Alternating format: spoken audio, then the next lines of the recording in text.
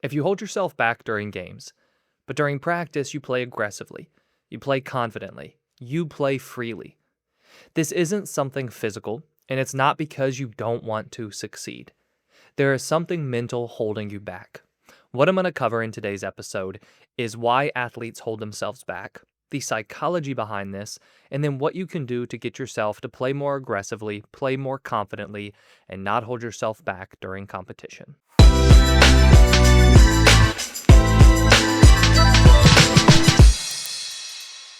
Hey there, I'm Eli Straw, a mental performance coach who works with athletes from around the world on building a stronger mental game. Athletes holding themselves back during games is one of the main reasons why I will work with athletes within my one-on-one coaching program. They play really hard during practice, they are aggressive, they're almost a completely different player than the one that shows up on competition day. Because on competition day, they play not to make mistakes. They play safe. They hesitate. They overthink things. They're playing not to mess up, and they end up holding themselves back.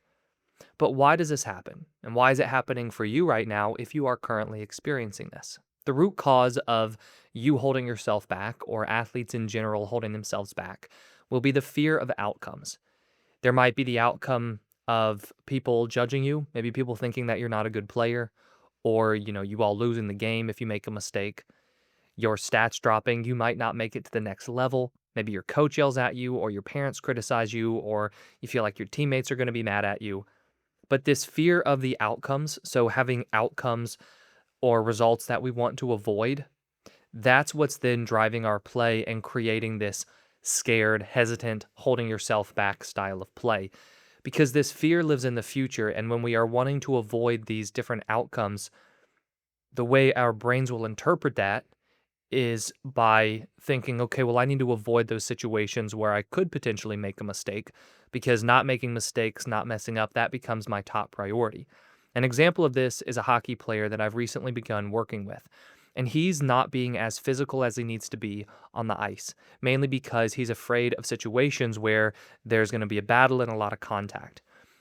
For him, some of that fear has to do with injury, but when I was asking him recently, what's truly driving this sense of you holding yourself back? Is it the fear of injury or the fear of mistakes? And he shared with me it's the fear of mistakes. And as he was talking about it, he explained that, he feels like if he makes a mistake, maybe the other team will score, and then that would be the reason that his team loses. So then he's the reason his team loses. Or if he makes a mistake, he might then get criticized by his coach or criticized by his parents because of the mistake that he made. As a result of that, he is seeking to avoid those negative consequences, not just the mistake itself, but the consequence of the mistake. And that's something that I see a lot. Athletes who are afraid of making mistakes, who are afraid of having these negative outcomes occur, are truly driven by the consequences that they see will happen if those negative outcomes occur. So what's the consequence of losing the game? So you make a mistake and then your team loses. Well, maybe you feel like your coach or your teammates will be mad at you. Or maybe you know that you're just going to get really down on yourself. Or what's the consequence of making a mistake? Well, another consequence would be my stats drop. So now I have lower stats. And if I'm really tying my worth and how I feel about myself as a player to what my stats look like, that's something that I want to avoid. It's in this desire to avoid the negative consequences that we see athletes holding themselves back, because our mind is focused on wanting to avoid negatives. And the easiest way to do so is to avoid situations where those negatives can occur. So then we're playing scared, hesitant, playing safe, holding ourselves back during competition. But the downside of this is, while I might not make a lot of mistakes if I'm not getting involved as much, I can't really miss a lot of shots if I don't take a lot of shots. While that could minimize the chances of this quote unquote negative outcome that I want, what we're also going to see happen is you or any other athlete leaving the court, leaving the field, leaving the game, disappointed in themselves or disappointed in yourself because you know that you held yourself back. There was a lot more that you could give. And that's something I hear from every single athlete who experiences this play style where they're holding themselves back, as they say, I know I could have done more. I know I could have given more effort. I know I could have produced more, or I could have been more effective for my team. And the reason that they're not has nothing to do with their skills. It has everything to do with this fear being the very reason why they are holding themselves back. Fear and wanting to avoid outcomes or negative outcomes is driving their play instead of the desire to make things happen, be effective, and be a big contributor on their team. Now, there are three other, kind of hidden drivers or hidden reasons why athletes will hold themselves back. And again, every single one of these is tied into fear, but I want to explain it because sometimes it's not as apparent to us that this is actually creating this avoidance style of play or creating this fear of the outcomes in the first place. And one of the main drivers will be perfectionism. I know that a lot of athletes feel like, well, if I aim to be perfect and if I aim to make no mistakes, I will fall somewhere in the realm of good. So that's going to be a good goal for me to pursue. And I would agree that in certain situations, maybe perfectionism, where you're striving to be perfect, can improve your motivation, improve your work ethic, improve your discipline. But there's also this dark side to it. And the dark side is if my goal is to be perfect, and I just focus that on the idea of making no mistakes. Making no mistakes now becomes more important to me than being effective. And the reason that's the case is because perfectionism latches on to the idea of no mistakes, no failures, no hiccups during the performance.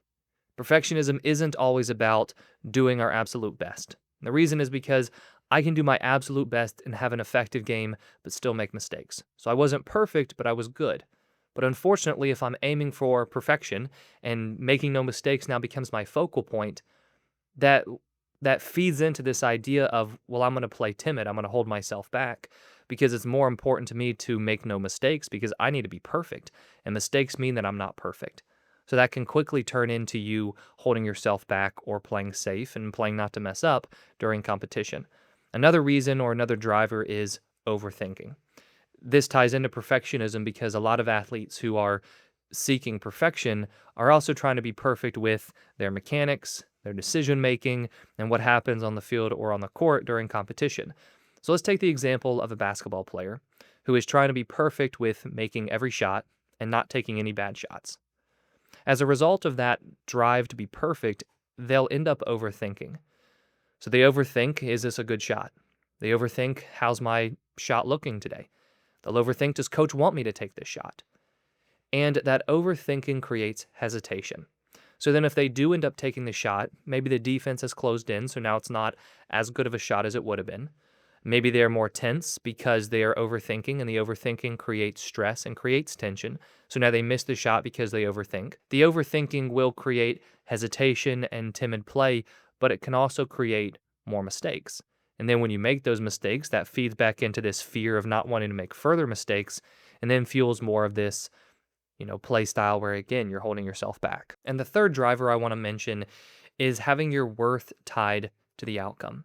This is admittedly a little bit of a deeper conversation here, but just put simply, if you feel like you are only worthy or you're only good enough if you make no mistakes, or you feel like your coaches or your teammates or even your parents will only like you or only think that you're a good player if you play perfectly. Well, now mistakes are not simply just part of the game. They're definitely not lessons. They're seen as the very thing that will keep you from feeling good about yourself and will keep other people from thinking good about you. If that's the case, then of course these mistakes will be major, major things that we need to avoid. Because if we make a mistake, if something bad happens, it's not just something bad happening during the game, it's something bad happening to us, which then results in us feeling badly about ourselves. And that is something that we will strive to avoid, but in striving to avoid that, we end up avoiding situations where we could potentially make mistakes. And that's really the whole idea of you holding yourself back, is not getting involved, not being as aggressive, not putting yourself in positions where you could succeed, because those are also situations where you could make mistakes. So put simply, this whole idea of why you hold yourself back as an athlete can be summarized as when you are driven by the fear of not wanting an outcome to happen, your play style will be one of avoidance. So you will then avoid situations where this negative outcome can occur. But the more you avoid those situations, the worse you play and the lower your confidence drops. So now you're going into the next game or the next possession or the next moment during the competition with less confidence in yourself, more worry about playing poorly in the future, which then cycles into more of this safe, timid, scared play. So, what we want to figure out how to do is get you past this. And a lot of this will involve changing your thinking, your attention, and honestly, what your goals are when you play. Because something I talk to a lot of players about is even if I'm not writing down the goal of, I don't want to make any mistakes today, I need to avoid mistakes. If that fear is truly driving my game, then no matter what goal I set for myself, if I don't work past that fear, that's the true goal that I have. The true goal I'll play toward is avoiding mistakes, not messing up, not losing the approval of other people, not having my stats drop. And again, all of those are avoidance goals. So one thing you can work on doing immediately is working to change the goals that you set for yourself going into games. Because what you focus on not only determines how you feel going into the game, but it influences your behavior and your actions during the game. So we want to make sure that our goals are always controllable, which means if I'm going into the game and I say I want to make no mistakes, well, I know right off the bat that that is not 100% within my control. But if instead I say my number one goal today is to give max effort or to get involved as much as possible or to be more physical, while I might make mistakes doing that, I'm at least putting myself in a position to contribute and to play the way that I want to play. So we need to work on changing these goals going into the game. And the second thing that you can do is I want you to really think about changing how you determine whether or not you feel good about yourself after the competition. Now, if right now your goal is to make no mistakes, you're only going to feel good about yourself if you make no mistakes, which will be very rare. But instead, if you can say, I feel good about myself based on the way I play. So I know right now I'm holding myself back. I'm not getting involved as much. So I want to play with more courage.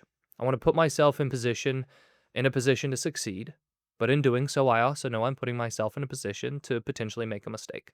But I want to have the courage to do that. So by the end of the game, I want to feel good about the way I played in terms of the controllable parts of my game, in terms of my effort, getting involved, putting myself in certain positions during competition, being aggressive, and accept no matter what happens, I feel good about myself because I played that way. That's also going to help you move past this avoidance, timid style of play, where you're holding yourself back. And then the last thing that you can do, and again, this is more of a mindset shift, is you want to work on accepting that mistakes are part of the game.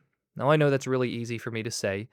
It's very difficult to apply. But as long as mistakes stay this negative thing for you, where you want to avoid them at all costs, you're going to be holding yourself back because it's more important to avoid mistakes than it is to play well.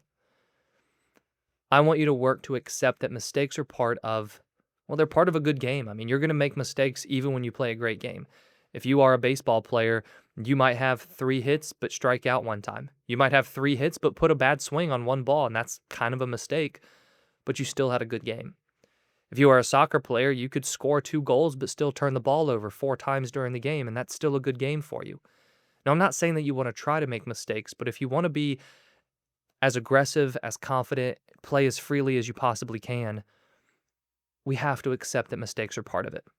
And again, going back to what I said earlier, when you are avoiding mistakes, that's where this idea of you holding yourself back really comes from. So we have to accept that mistakes are part of the process.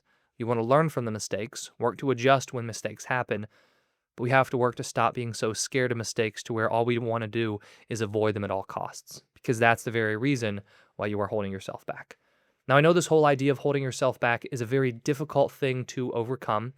And so again, I do offer one-on-one mental coaching. So if you are interested in learning more about that and working to get yourself to play more aggressively, play more confidently, and to play more freely, I've put a link to learn more in the description below. Thank you for watching. Thank you for listening. And I wish you the best of success in all that you do.